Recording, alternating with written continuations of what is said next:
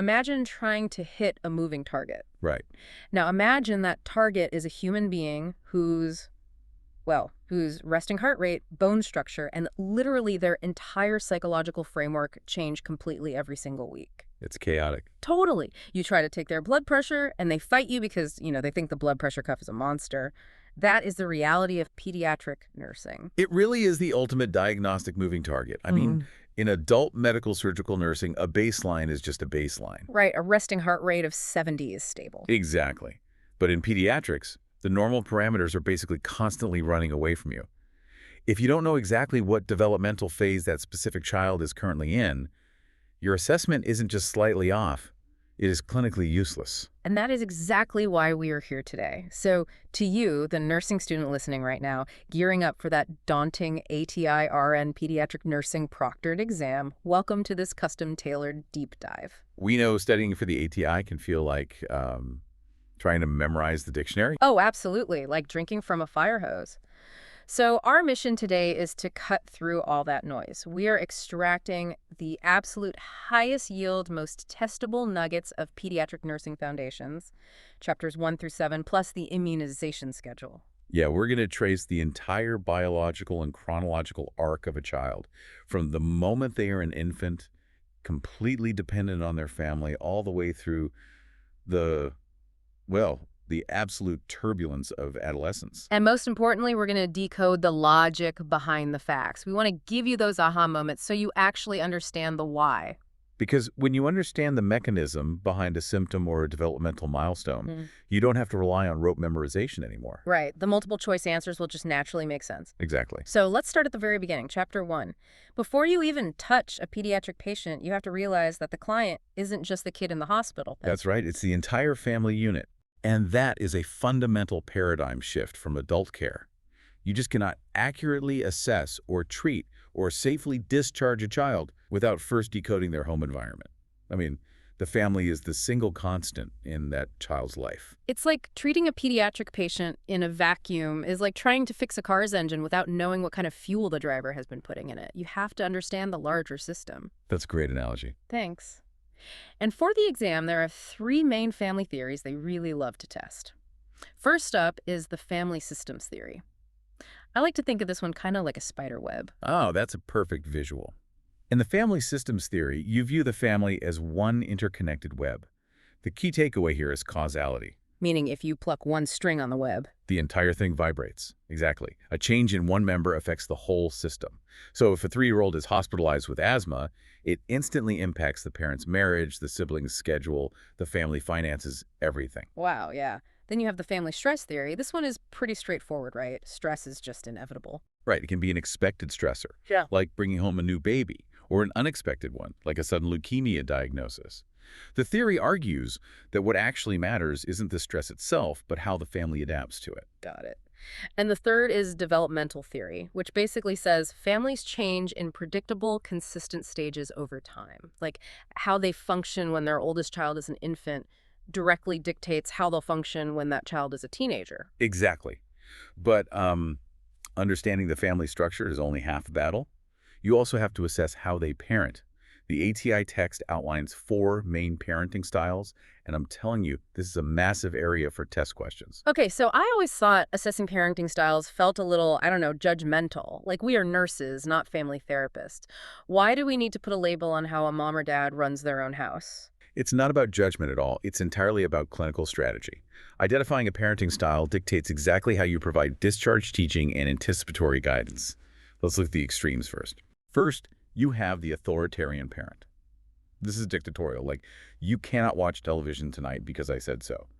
There is absolute control, unquestioned rules, and 0 input from the child. Contrast that with the permissive parent. They exert almost no control, set very few rules, and basically consult the child on every single decision. Do you want to watch TV tonight, sweetie? Right. And then there's the passive parent who's just completely uninvolved and emotionally removed. And right in the sweet spot is the authoritative or democratic style. Yes, the gold standard. They direct behavior and set firm limits, but they actually explain the why. For example, you can watch 1 hour of TV, but only after your chores are done, because responsibility comes first. Okay, so bringing it back to nursing, why do we care? Well, if we connect this to the bigger picture, Imagine trying to teach a complex asthma action plan. An authoritarian parent might strictly enforce the medication, but completely ignore the child's complaints of side effects. And a permissive parent, they might let the child skip their inhaler just because the child threw a tantrum. If you don't know that dynamic, your discharge plan will fail the second they leave the hospital lobby. Okay, that makes total sense. You aren't judging the parenting, you are calibrating your medical instructions to survive in their specific ecosystem. Exactly. So, Chapter 2. You've decoded the family dynamic. Now you actually have to put your stethoscope on the child. But, as we established earlier, their anatomy is a completely different landscape from an adult.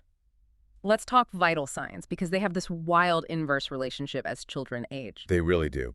In infants, the heart rate and respiratory rate are running at marathon speeds. We are talking a normal resting heart rate of 110 to 160 beats per minute. That is so fast. It is. And respirations are like 30 to 35. Oh. But their blood pressure is incredibly low. Wait, why is that? Why is the heart beating 160 times a minute but barely generating any blood pressure? It's all about the physical size of the heart muscle. An infant's heart is tiny, which means its stroke volume, the amount of blood it can pump in one single squeeze, is very small. Oh, I see. Yeah, so to maintain enough cardiac output to perfuse all those rapidly growing organs, that tiny heart has to beat incredibly fast. As the child grows, the heart muscle gets bigger and stronger. It pushes more blood with each pump, so the heart rate gradually slows down. And the blood vessels. Right. At the same time, their blood vessels are growing longer and providing more vascular resistance, which gradually drives that blood pressure up to adult levels. That is fascinating. So it's pure plumbing and pump mechanics. Pretty much. Okay, speaking of mechanics, let's unpack this ear exam. I remember learning this and thinking it was just designed to confuse nursing students. Why on earth do we pull a toddler's ear down and back to look inside, but an older kid's ear up and back? It feels like a trick, I know. But it's actually just shifting cranial architecture. In infants and toddlers under 3 years old, the ear canal is short, and it angles upward. Pulling the pinna down and back straightens that specific anatomical curve so you can actually see the tympanic membrane. And after age 3? By age 3, the skull is grown, and the ear canal is shifted downward. So for children over 3, you pull up and back, just like you would for an adult. Wow. And that cranial growth is also why we obsess over fontanelles, right? The soft spots on a baby's skull. Exactly. The brain is growing so insanely fast that the skull bones literally cannot be fused at birth.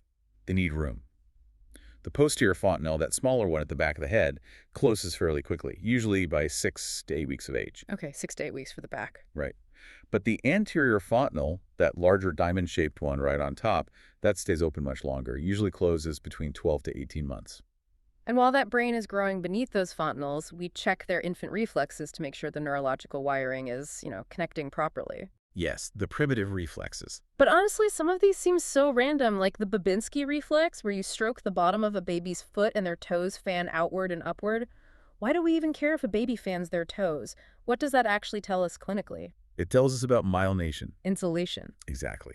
When a baby is born, their higher-level brain function, the cerebral cortex, isn't fully insulated with myelin yet. So these primitive automatic brainstem reflexes just run the show. The Babinski reflex is totally normal in an infant up to 1 year of age. But then it goes away. Right. As the child grows and their central nervous system matures, the higher brain takes over and actively suppresses those primitive reflexes. So if you see a positive Babinski in a 2-year-old or an adult, it's a massive red flag. Because it means the higher brain isn't suppressing it anymore. Exactly. It means there is a disruption in the central nervous system, like a brain injury or an upper motor neuron disease. Wow. Okay, so we aren't just checking if their toes move. We are testing the insulation of their brain wiring. That is a huge aha moment. Let's run through the other timelines for the exam. Sure. The stepping reflex, where they look like they're trying to walk, that disappears very early, right around 4 weeks. Yep. Then the Moro, or startle reflex, and the tonic neck, where they look like a fencer, those fade around 3 to 4, up to 6 months.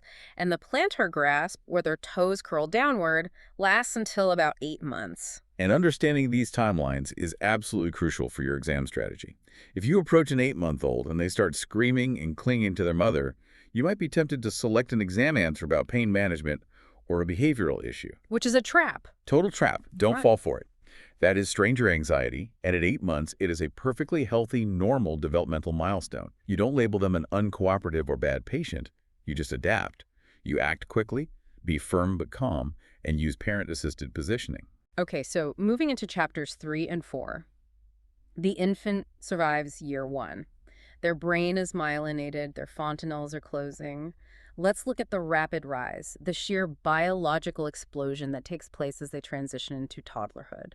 I mean, infants are basically rapidly expanding water balloons. That's one way to put it. The ATI magic numbers for infant growth are all about multiplying. So an infant's birth weight should double by 5 months of age. And by 12 months, that birth weight should triple. And their length increases by 50% by 12 months. Right. To fuel that kind of insane growth, nutrition is everything. At 6 months, we introduce solid foods. But why 6 months, and why is it universally recommended to start with iron-fortified rice cereal? That is a great physiological question. So during the 3rd trimester of pregnancy, the fetus stores up a massive reserve of iron from the mother. But those maternal iron stores only last about 6 months. Oh, so they just run out. Exactly. Right at the half-year mark, the infant's iron supply completely tanks, and breast milk alone doesn't have enough iron to keep up. So we have to introduce an external source. And iron-fortified cereal is just really gentle on their newly developing gut. Makes sense. And what about safety during this phase? Car seats are a huge test topic. They must be rear-facing at a 45-degree angle. I get the rear-facing part for crash physics, but why exactly 45 degrees? Why not lay them flat or just sit them straight up? Think about the infant's anatomy. They have massive, heavy heads and incredibly weak neck muscles. Plus, their trachea, their airway, is very soft and floppy. Okay. If you sit them straight up, their heavy head slumps forward, their chin hits their chest, and they literally kink their own airway shut like a garden hose. Oh, wow. Yeah. The 45-degree angle utilizes gravity to keep the head back and the airway open. That makes terrifying sense. Yeah. And while we are on airways, SIDs prevention is paramount. Back to sleep, no pillows, firm mattress, no stuffed animals, just a baby in a sleep sack on a flat surface. Scary. So by the time they hit toddlerhood ages 1 to 3, their physical growth actually starts to slow down a bit, but their psychological development catches fire. They're like tiny, irrational dictators testing the electric fences of their independence. That is the perfect description. By 30 months, their weight is 4 times their birth weight. Their vocabulary explodes to around 300 words by age 2. And psychologically, they enter Erikson's stage of autonomy versus shame and doubt. Which ushers in the phase where parents lose their minds. I want to ask about this because toddlers are famous for their negativism. They say no to literally everything. Everything. Even things they want. And they have this rigid ritualism, like if you give them their milk in the red cup instead of the blue cup. It's a complete meltdown. A total catastrophe. As a nurse or even a parent, isn't it tempting to view that as just bad behavior that needs disciplining? It's incredibly tempting, but clinically, it's just incorrect. Toddlers are realizing for the very first time that they are separate, independent entities from their parents, and that is terrifying for them. Saying no isn't malicious disobedience. It is literally the only tool they have to exercise their new autonomy. And the blue cup. The ritualism provides a crucial sense of predictability and security while they navigate a chaotic, confusing world. If the rules of the blue cup change, the world is fundamentally unsafe. That entirely reframes how a pediatric nurse should approach a 2-year-old. You don't fight them for control, you offer them structured choices. Exactly. Do you want to take your medicine with water or juice? They get to exercise autonomy, but the medicine still gets taken. That's brilliant. And what's fascinating here is how we see this cognitive leap perfectly described by Piaget. Right around 9 to 10 months just before toddlerhood really kicks in, they develop object permanence. Meaning they finally understand that things exist even when they can't see them? Right. And this is the exact mechanism that triggers separation anxiety. Before, if mom left the room, she simply ceased to exist. Out of sight, out of mind. Now, they know she's out there somewhere, and they want her back. So it's actually a sign of a healthy, functioning brain. Yes. Nutritionally, this is also when parents panic over physiologic anorexia. Oh, yeah. Toddlers suddenly become incredibly picky, fussy eaters who seem to survive on, like, 3 crackers a day. But mathematically, their growth rate has drastically slowed down compared to infancy. They just don't need as many calories. So you just ensure what they do eat is high quality. And limit juice, right? Like 4 to 6 ounces a day. Yes, severely limit the juice so they don't just fill up on empty sugar. And as foreplay, They engage in parallel play. They will happily sit next to another toddler, both playing with blocks, but they aren't building a castle together. That shift to cooperative or associative play doesn't happen until the preschool years, ages 3 to 6. Which brings us to chapters 5 and 6. Right. The mind expands. Preschoolers master incredible gross motor skills. Yeah. Riding a tricycle at 3 years old, hopping on one foot at 4, jumping rope at 5. But mentally, they're in Piaget's pre-operational phase. Here's where it gets really interesting to me. I've heard that if you give a preschooler a simple, tiny scrape, they will hysterically demand a Band-Aid because they truly believe all their blood will leak out of that tiny hole. Why is their thinking so dramatic? It's a combination of having zero anatomical knowledge and a concept called magical thinking. Preschoolers literally believe their thoughts are all-powerful and can dictate reality. Okay. They also use animism, which is giving lifelike qualities to inanimate objects. So to them, their blood has a mind of its own and wants to escape, and a Band-Aid is a magical seal that holds their entire body together. Wow. So for the ATI exam, that means a Band-Aid isn't just a first aid supply. It's a critical psychological intervention for a preschooler. Absolutely. Yeah. And you must be really careful with magical thinking in the hospital, because they think their thoughts cause events. If a preschooler gets mad at their brother and then later gets diagnosed with leukemia, they might genuinely believe their bad thoughts caused their cancer. Oh, that is heartbreaking. It is. They view illness as a punishment. Yeah. So as a nurse, you have to explicitly validate that they did nothing wrong and their illness is not their fault. That is such an important takeaway. Moving into the school-age years, ages 6 to 12, these kids enter Erikson's stage of industry versus inferiority. They love rules, they want to accomplish tasks, and they just want to feel useful. Which is why you should let them help with their care. Let them hold the tape or read the thermometer. Cognitively, they enter Piaget's concrete operations phase. The hallmark of this stage is mastering conservation. Right. Conservation is the understanding that altering the appearance of something doesn't change its fundamental properties, like the classic water glass experiment. Exactly. If you pour water from a short, wide glass into a tall, skinny glass, a preschooler thinks there is suddenly more water. But a school-age child understands it's the exact same amount of liquid. They master the conservation of mass first, then weight, and finally volume. And physically, as they approach the end of the school-age years, they hit these predolescent growth spurts. Yes, and this rapid bone growth is exactly why we aggressively screen for scoliosis, that lateral curvature of the spine during these specific years. Which launches us into Chapter 7, the final turbulent transition before adulthood, adolescence. I always think teenagers and infants actually have a lot in common. Really? How so? Think about it. They sleep constantly, they eat everything in sight, and they are undergoing massive, exhausting physiological renovations. So what does this all mean for their care? Well, the biological parallels are actually striking. During puberty, they achieve the final 20 to 25% of their adult height.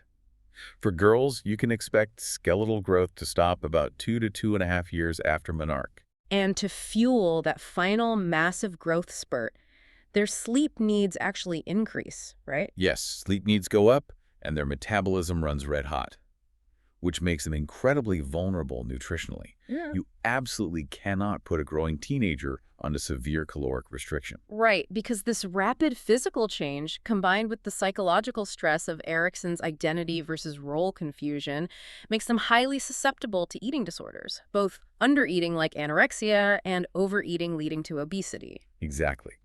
They're desperately trying to figure out who they are, completely separate from their parents.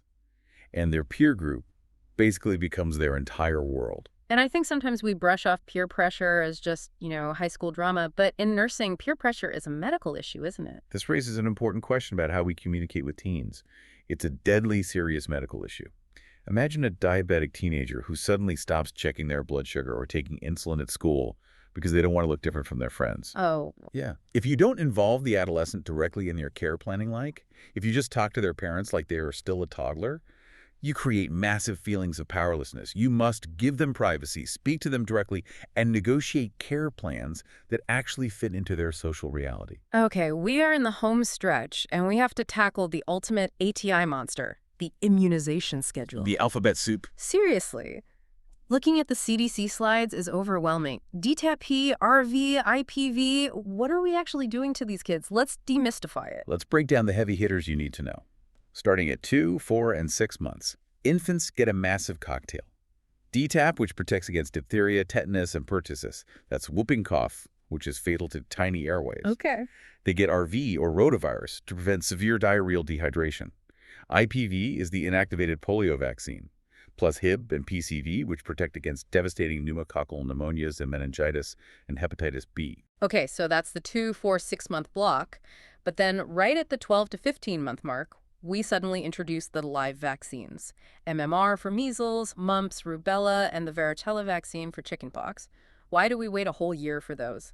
This is one of the coolest mechanisms in pediatrics. When a baby is in utero, the mother passes her own IgG antibodies right across the placenta. That maternal passive immunity protects the baby for roughly the first year of life. Okay. If you inject a live, weakened virus like MMR into a 6-month-old, those leftover maternal antibodies will instantly attack and neutralize the vaccine before the baby's own immune system can learn from it. Wait, really? Yes, you have to wait until after 12 months when the mom's antibodies have faded away so the child's immune system can generate its own active response. Mind blown. That is the exact kind of aha moment that guarantees you get the question right on the exam. It's not just a random date on a calendar, it's a biological handoff. Exactly. And finally, catching up with our adolescents. At 11 to 12 years old, they need a Tdap booster, their HPV vaccine, and their first meningococcal vaccine, or MCV4. Right, to protect against meningitis outbreaks in close quarters.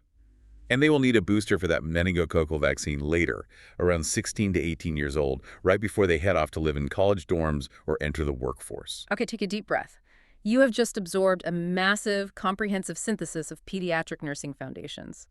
For the ATI exam, remembering what changes and when it changes is your ultimate key to passing. It really is. You aren't just memorizing disjointed facts, you are tracking the complex developmental logic of a human being adapting to the world. I want to leave you with a final thought to ponder as you hit the books.